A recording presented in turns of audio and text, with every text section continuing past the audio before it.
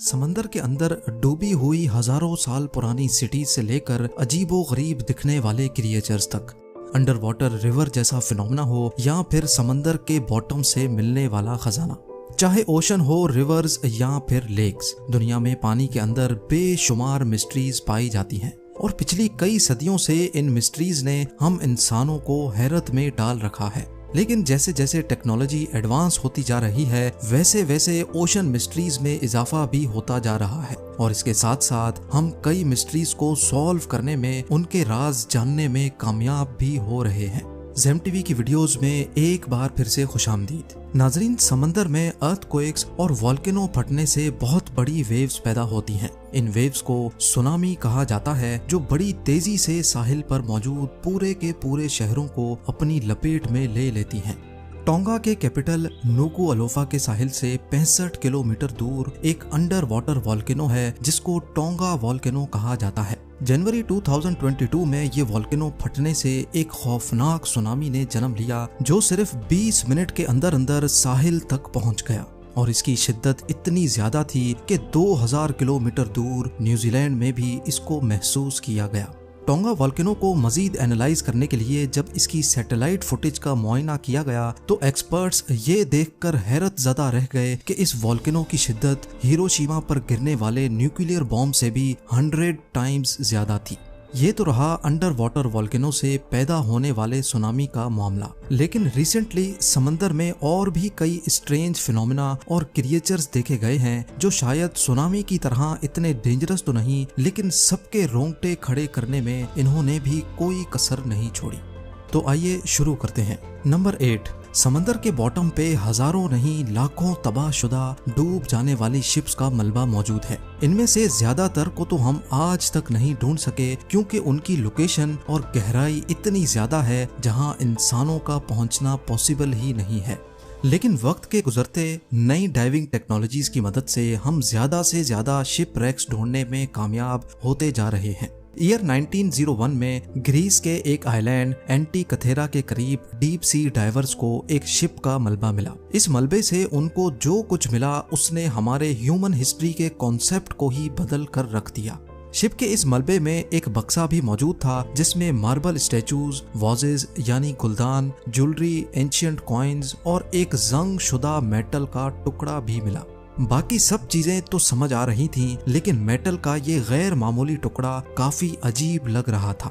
जब इस पर मजीद रिसर्च की गई तो एक एक करके सारी हकीकत खुलकर सामने आने लगी। शिपरेक में मौजूद स्टैचूज और कई जगह पर राइटिंग देखकर अंदाजा लगाया गया कि ये एंशिएंट ग्रीस के दौर में तबाह हुआ था। लेकिन एक्सपर्ट्स और रिसर्चर्स ये देखकर हैरत ज़दा रह गए कि लोहे का ये अजनबी टुकड़ा कोई मामूली चीज नहीं थी, बल्कि ये एंशिएंट ग्रीक्स का एक कंप्यूटर हुआ करता था। इसमें बहुत सारे गियर्स लगे थे जिसके छोटे छोटे दांत बड़ी महारत से बनाए गए थे। यहाँ आपको ये भी बताते चलें कि आजकल की मॉडर्न मशीनरी की मदद से ही गियर्स के ऐसे दांत बनाना बड़ी महारत का काम होता है। ये एंशिएंट कंप्यूटर दौरान सफर शिप्स को चांद और सितारों की लोकेशन बताता था और इसके अलावा ये फ्यूचर की डेट्स में भी चांद की पोजीशन को प्रिडिक्ट करता था। अब सवाल ये है कि उस दौर में शिप कैप्टन्स को चांद की लोकेशन प्रिडिक्ट करने की आखिर क्या जरूरत थी।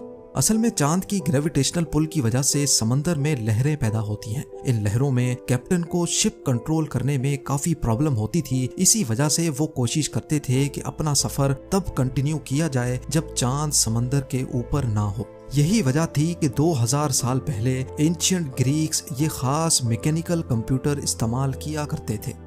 नंबर 7, ऑस्ट्रेलिया के एक आइलैंड न्यू गिनी से 1800 किलोमीटर दूर समंदर का ये हिस्सा अपने अंदर इतिहास की कई तल्ख यादें छुपाए बैठा है।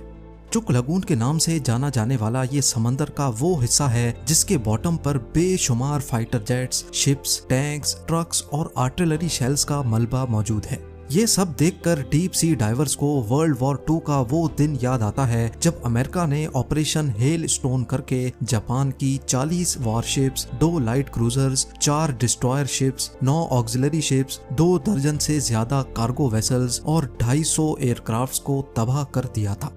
आज भी चुक लगून को अंडर वाटर ग्रेवयार्ड के नाम से याद किया जाता है, जहां सिर्फ चंद ही घंटों में हजारों जानें समंदर की नजर कर दी गई थी।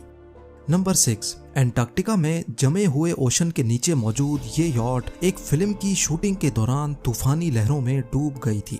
एंटार्क्टिका के मैक्सवेल बे में एक ब्राजीलियन जर्नलिस्ट इस यॉट में 4 फिल्म क्रू के साथ आइसबर्ग से होता हुआ एक फिल्म की डॉक्यूमेंट्री की शूटिंग के मकसद से गुजर रहा था।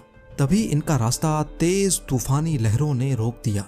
तूफान की शिद्दत इतनी ज्यादा थी कि इनकी यॉट बर्दाश्त ना कर पाई और पानी में उल्टी होकर आहिस्ता आहिस्ता डूबती चली गई।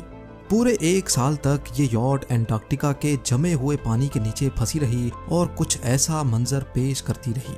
1 साल के बाद जब इसको निकाला गया तो इसकी हालत इतनी खराब थी कि इसको रिपेयर करना भी पॉसिबल नहीं था। नंबर 5, रिसर्चर्स की एक टीम इंग्लैंड और यूरोप के दरमियान इंग्लिश चैनल में रिसर्च के मकसद से गई। समंदर की सतह से कई फुट नीचे उनको जमीन का एक ऐसा टुकड़ा मिला जहां पर आज भी दरख्तों के तने जमीन से जुड़े हुए पाए जाते हैं। ये मंजर काफी हैरत अंगेज मालूम होता है क्योंकि समंदर के अंदर किसी भी सूरत कोई दरख्त नहीं ग्रो कर सकता। ये इस बात की निशानी थी कि सी बेड का ये हिस्सा किसी दौर में जमीन का वो हिस्सा हुआ करता था जो आज के इंग्लैंड और यूरोप को आपस में कनेक्ट करता था। मजीद रिसर्च से मालूम पड़ा कि आज से करीब 8000 साल पहले ये लैंड ब्रिज किसी वजह से पानी में डूब गया था। नंबर 4, मेक्सिको के युकाटान पेनिनसुला में एक नेचुरल वाटर रिजर्वायर है जिसको सेनोटे एंजेलिटा कहा जाता है।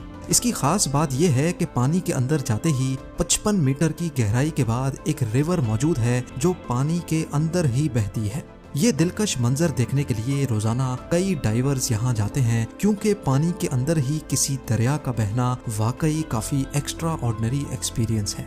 लेकिन आखिर ये मुमकिन कैसे है? ओशन एक्सपर्ट्स का मानना है कि बेसिकली ये एक लाइम स्टोन की केव है जिसमें ओशन का पानी जमीन के अंदर ही अंदर से होकर आता है। ओशन का सॉल्ट वाटर क्योंकि हैवी होता है इसी वजह से ये केव में मौजूद फ्रेश वाटर से मिक्स नहीं होता और वजनी होने की वजह से केव के बॉटम पे ही रहता है। हाइड्रोजन सल्फाइड का ये बादल पानी के अंदर एक रिवर बहने जैसा इफेक्ट देता है।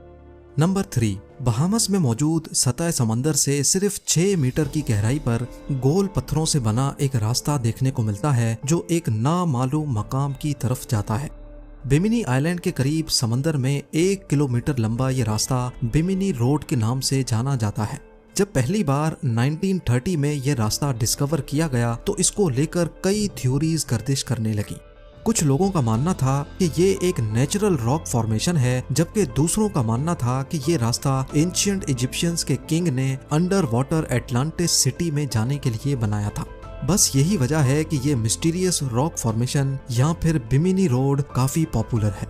नंबर 2, मिशिगन की ह्यूरन लेक के बॉटम पे पत्थरों से बना एक ऐसा स्ट्रक्चर मौजूद है जो फिलहाल तो डिसअसेंबल हो गया है, लेकिन एक्सपर्ट्स का मानना है कि जब ये अच्छी कंडीशन में होता था तब ये ब्रिटेन के स्टोन हेंज के जैसा दिखता होगा। 120 फीट की गहराई में पाए जाने वाले 9000 साल पुराने इस स्टोन स्ट्रक्चर के बारे में एक्सपर्ट्स का ख्याल है कि पहले ये पानी के नीचे नहीं होता था और एंशिएंट हंटर्स हजारों साल पहले इसको कैराबू नामी एक खास जानवर पकड़ने के लिए इस्तेमाल किया करते थे। ये मिस्टीरियस स्टोन हेंज एक झलक दिखाती है कि कैसे एंशिएंट ह्यूमंस अपना पेट पाला करते थे। नंबर 1, दुनिया के कई सी फ्रंट्स पर रात के वक्त पानी में इस तरह की ब्लू लाइट देखी जाती है जिसको बायोल्यूमिनेसेंस कहा जाता है। ये लाइट देखने में तो काफी खूबसूरत व्यू देती है, लेकिन इसकी हकीकत ये है कि ये लाइट पानी में मौजूद बैक्टीरिया अपनी बॉडी से एमिट करते हैं। समुद्री दुनिया के कई क्रिएचर्स ऐसे हैं जो अपने जिस्म में से केमिकल रिएक्शन की वजह से लाइट प्रोड्यूस करते हैं। ये लाइट इतनी धीमी होती है कि इसको सिर्फ रात के अंधेरे में ही देखा जा सकता है। एक्सपर्ट्स का मानना है कि लाइट प्रोड्यूस करने वाले बैक्टीरिया इंसानों और आसपास की मछलियों को नुकसान भी पहुंचा सकते हैं। उम्मीद है जेम टीवी की ये वीडियो भी आप लोग भरपूर लाइक और शेयर करेंगे। आप लोगों के प्यार भरे कमेंट्स का बेहद शुक्रिया। मिलते हैं अगली शानदार वीडियो में।